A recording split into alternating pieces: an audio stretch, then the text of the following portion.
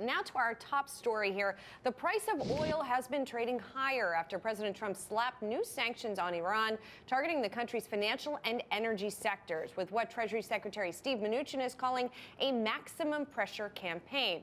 We're joined by today's panel, Yahoo Finance's editor-in-chief Andy Serwer and Campus Reform Media Director Cabot Phillips. Also, we're joined by Bob Iaccino from Path Trading Partners, joining us from the CME to talk us through this oil situation. Bob, it's great to see you. Thank you so much for joining us.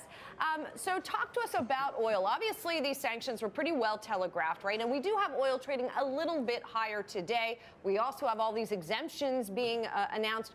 What does it all equal when all is said and done? Well, when you look at what's been going on, Julie, it's really a situation where even the priced in crude now needs to be adjusted. The 8 nations getting the sanctions are some of the largest purchasers from Iran. You're essentially only seeing, if you count Iran, at about 3.8 million barrels, which was close to their peak. I think it was about 3.87 million barrels, which they did in August of last year. They've been averaging about 3.8 million. It looks like if you take those countries into consideration with exemptions, even though they've cut the amount that they plan to purchase starting in November, it looks like you're going to get Iran at about 2.5 million, which is enough where Saudi Arabia's excess capacity won't all be taken up. And then you've also got stories where the Abu Dhabi oil ministers have agreed to another million barrels, but that's about 12 months out. So it seems like the squeeze on Iran is going to be slower than the market expected. When you talk about the squeeze on Iran, it's good to see you. It's Adam here. I was curious because some of the countries with the exemptions are very close to getting off of their Iranian oil imports. But the Iranians are going to figure out a way to cheat. Haven't they done that in the past? And won't these countries and they've said they're going to. They've said they're going to cheat. That's absolutely accurate. And the countries that need the oil, they're going to find a way to be complicit in that, are they not? Well, they are, and that's the funny thing. This is why I found the exemptions for the 8 countries maybe face-saving for the administration, because they're going to get cheaters involved anyway, main ones being China and India. India had already agreed to reduce their Iranian imports.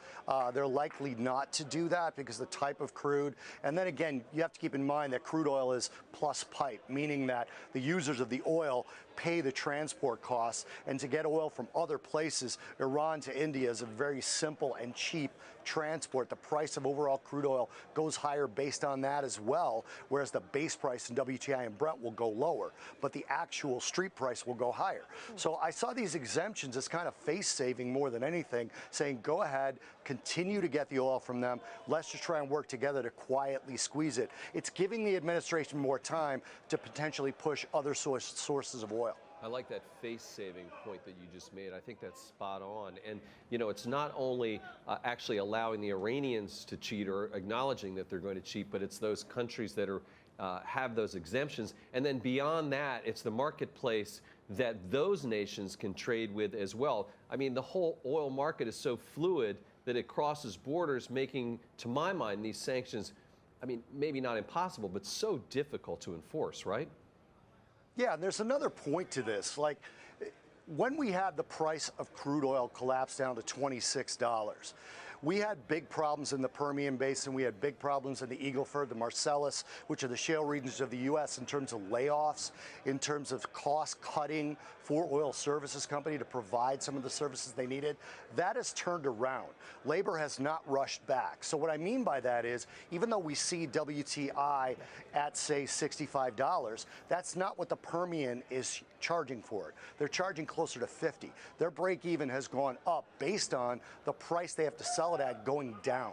So that metric has changed. So you can't have the price of crude oil go too much lower, or it actually is going to affect not only the U.S. producers of crude oil, but the Trump voters who tend to be in those regions as well. So you have to be really careful about how low you push the price down coming into not just the midterms, but re-election.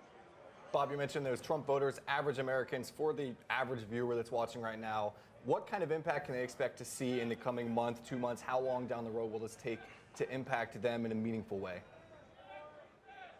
If you're talking about the midterms elections, is that what we're referring to? Or are we talking about gas prices? Gas prices in the future. Oh, gas prices. People are going to see the difference. Okay, so Yeah, here's the funny thing about gas prices. Gas prices go up about 2 to 1 to crude oil, and they don't come down at that rate. So you can expect gas prices to stay higher until you see WTI get into that $40 barrel range. Now, obviously, there's going to be some slight trickling off of prices there, but it's one of those things where the elasticity on the way up is a lot sharper than on the way down. So expect prices to stay elevated. All right.